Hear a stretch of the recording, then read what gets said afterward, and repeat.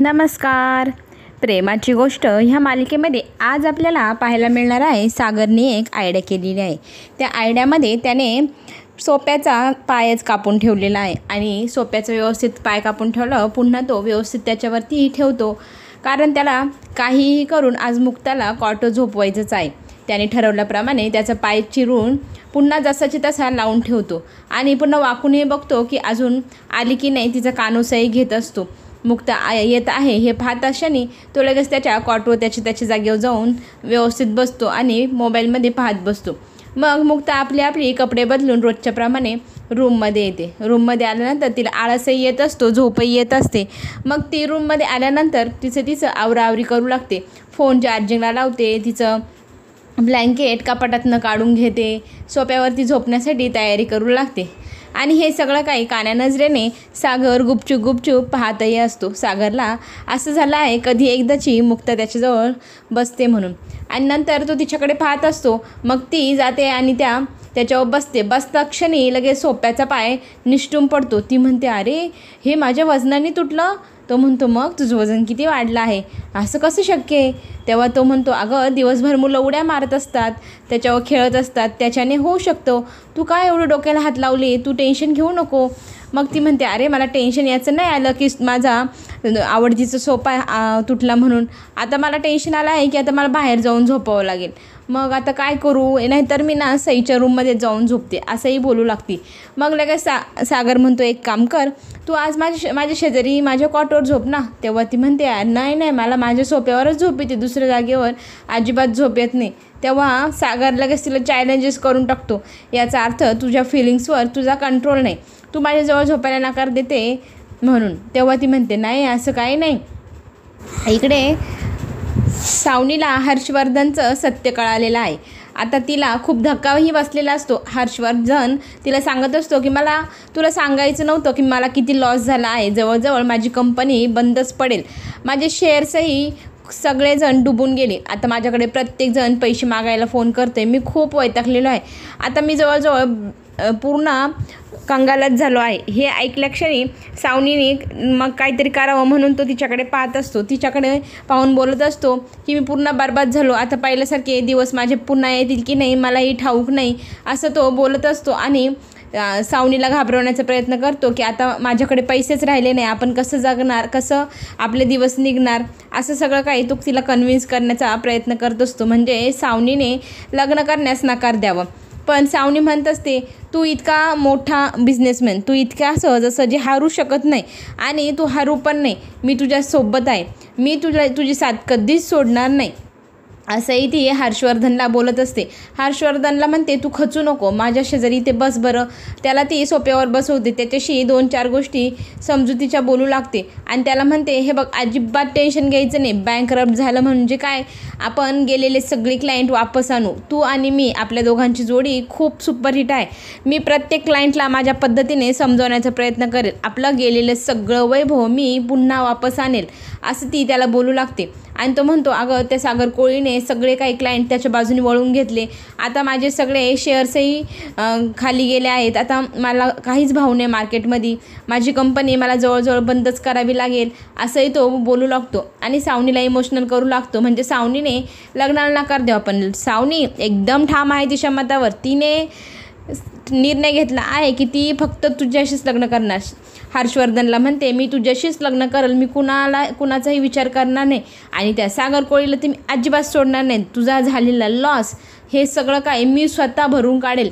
मी स्वतः कष्ट करेल तुझ्यासोबत. आपण दोघंजणं मिळून प्रत्येक क्लायंटला समजवून सांगू आणि आपले गेलेले सगळे क्लायंट मी पुन्हा वापसही घेऊन येईल. तू अजिबात टेन्शन घ्यायचं नाही, फक्त आपण दोघं एकमेकांसोबत राहायचं, असं हर्षवर्धनला सांगत असते.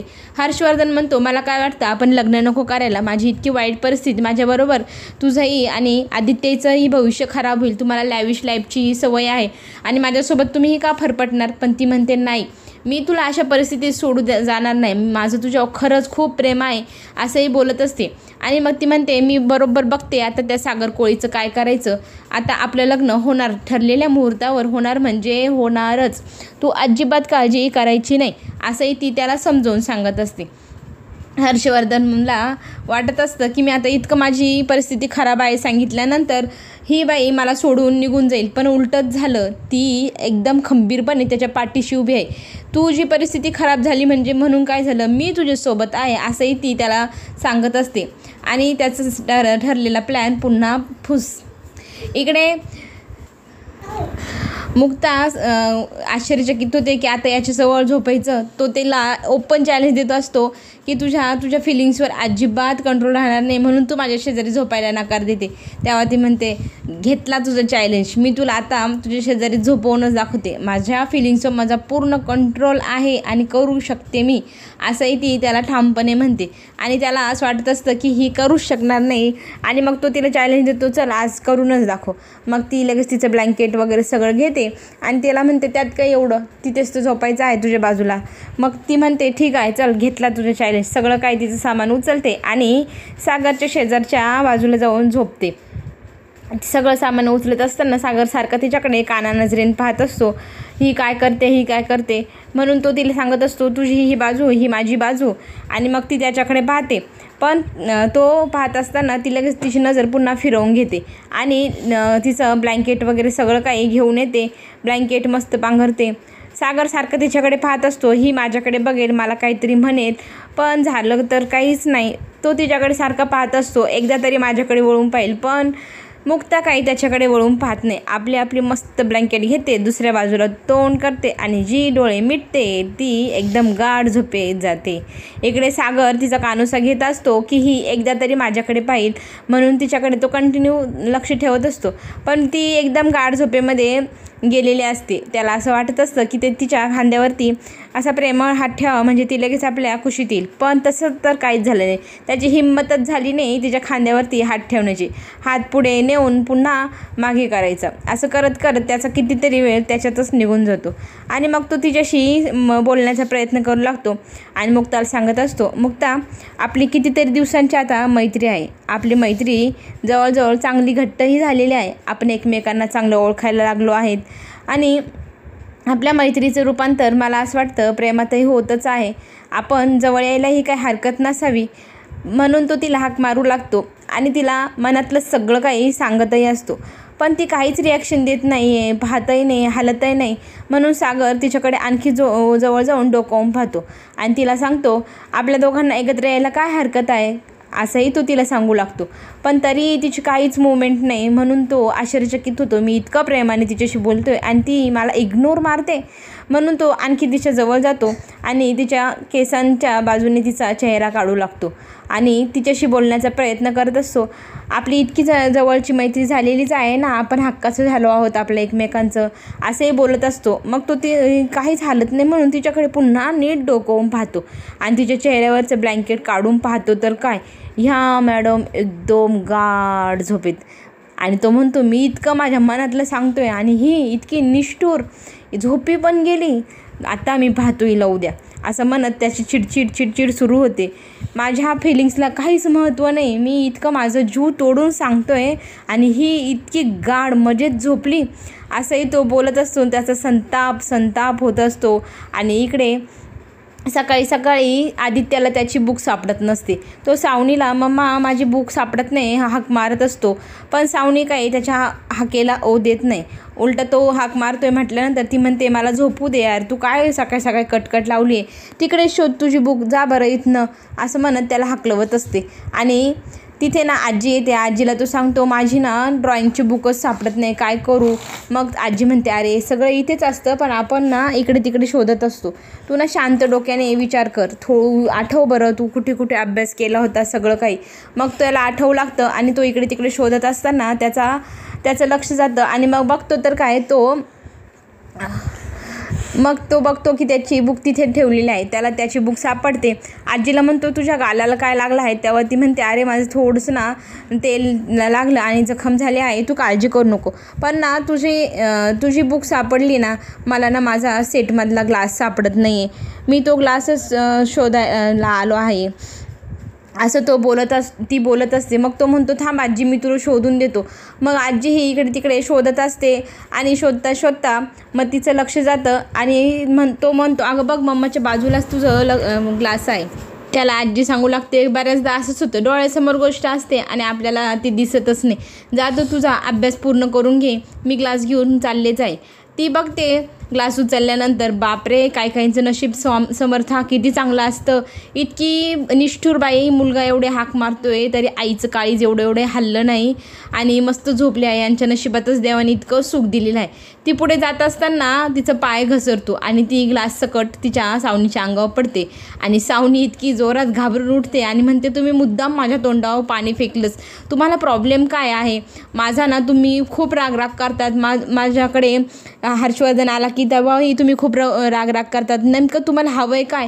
तुम्ही सगळं काही मुद्दाम ठरवून सगळं करतात मला त्रास देण्यासाठी. असं सगळं ती चिडलेल्या अवस्थेत बोलत असते. आदित्य तिला सांगत असतो, मम्मा मी स्वतः पाहिलं आहे, आजीचा आहे ना पाय घसरला आणि बिचारी आजी पडली गं, तिने मुद्दाम नाही केलं. आणि लगेच तीही सॉरी म्हणत असते. पण सावनी मात्र इतकी चिडलेली असते, तिच्या स्वारीला ती पाहतही नाही. आदित्य तिला कान उघडतो. मला ना शाळेत शिकवलं आहे, मोठ्या माणसांशी उद्धटपणे उलटून बोलायचं नसतं. आई तू पण बोलू नको आजीला. आदित्य तू शांतच बस, असं सावनी त्याला सांगते आणि त्याला हुसकावून लावते. सावनीच्या मुलाने सावनीचीच उतरवली म्हटल्यानंतर आजीलाही हसायला येतं आणि आजी म्हणते, जाऊ दे चल बाळा, काही लोकांना आपल्या फिलिंग्सची किंमतच नसते. ठीक आहे चल, मी तुझ्यासाठी मस्त खाऱ्यापुऱ्या केल्या आहे, आपण त्या खाऊया, मस्त आपला सकाळचा नाश्ता होईल, असं म्हणत ती त्याला घेऊन जाते. पुढे ना असं बघायला मिळेल, सागर सकाळी आंघोळ करून तयार होण्यासाठी आरशासमोर उभा असतो आणि स्वतःशीच बोलत असतो. आणि बोलता त्याला रात्रीचा तो क्षण आठवतो. मी इतकी महत्त्वाची गोष्ट माझ्या आयुष्यातली तिला सांगत होतो आणि ह्या मॅडम गाढ झोपेत. काही ना फिलिंगची कदरच नाही. बापरे, ह्या डॉक्टर्सला दातातली एवढीशी कॅव्हिटीज दिसते आणि नवरा बिचारा इतकं प्रेम करतोय, प्रेमासाठी त्याचा इतका आटापिटा चालला आहे आणि तो काही ह्या डॉक्टर मॅडमला दिसत नाही आहे असं म्हणत स्वतःशीच तो बडबड करत असतो, चिडचिडही करत असतो. आता मुक्ताने त्याच्यासाठी एक ड्रेस काढून कॉटवर ठेवलेला असतो. तो इतका चिडलेला असतो, आता मी हा ड्रेस घालणारच नाही, माझ्या फिलिंग्सची कदर करत नाही ना, आता मी पण तिच्या फिलिंग्सची कदर करणार नाही, असं सागर बोलू लागतो आणि दुसरा ड्रेस घालून जातो बघ तिच्यासमोर, असं स्वतःशी बोलत असतो. पुढे तो छान तयार होऊन जातो किचनमध्ये. मुक्ता त्याच्याशी बोलत असते पण तो तिला ॲटिट्यूड दाखवत असतो. तर ती म्हणते, आज याला एवढा ॲटिट्यूड दाखवायला झाला आहे तरी काय, मी काय केलं आहे? तिच्या लक्षातच येत नाही काय केलं आहे म्हणून. पण सागर मात्र खूप चिडलेला असतो.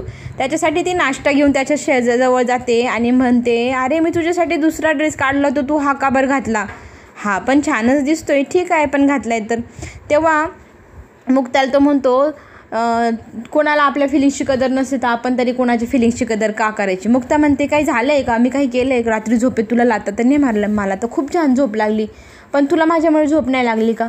तेव्हा तो म्हणतो, कोणाला फिलिंग्सची कदर नसली तर त्याच्याशी बोलण्यातही काही अर्थ नाही. तुझा सोपा व्यवस्थित उद्या चकाचक होईल आणि त्या सोप्यावर तू मस्त झोप, आरामशीर हातपाय पसरून, तुझा आवडीचा सोपा ना तो, आणि तोंड फिरवून घेतो. आता मुक्ताला प्रश्न पडलेला आहे, याला नक्की झाले काय? त्याच्याशी बोलण्याचा ती प्रयत्नही करू लागते. पण सागर आता तिला भरगच्च असा ॲटिट्यूड दाखवणार आहे, कारण रात्री तिने त्याला ॲटिट्यूड दाखवला असं वाटतंय त्याला. पण मुक्ताच्या तर हे लक्षातच येत नाही की सागर आता का राग भरलेला आहे तिच्यावरती. सागरचा फुग्गा कसा फोडावा त्याचं कारण तर कळायला हवं, म्हणून ती त्याच्याशी बोलण्याचा प्रयत्न करत असते. मी काही चुकीचं केलं का? माझ्याकडनं काही चूक झाली का? पण सागर तिला ॲटिट्यूड दाखवत असतो. तो काही तिच्याशी नीट बोलायलाच तयार नाही. आता पुढे ज्या गमती घडणार ते पाहणं खूपच रंजक ठरणार. त्याच्यासाठी नक्की चॅनलला सबस्क्राईब करा. नवनवीन व्हिडिओ तुमच्यापर्यंत लवकरात लवकर पोहोचेल. आपण पुन्हा भेटूया. धन्यवाद.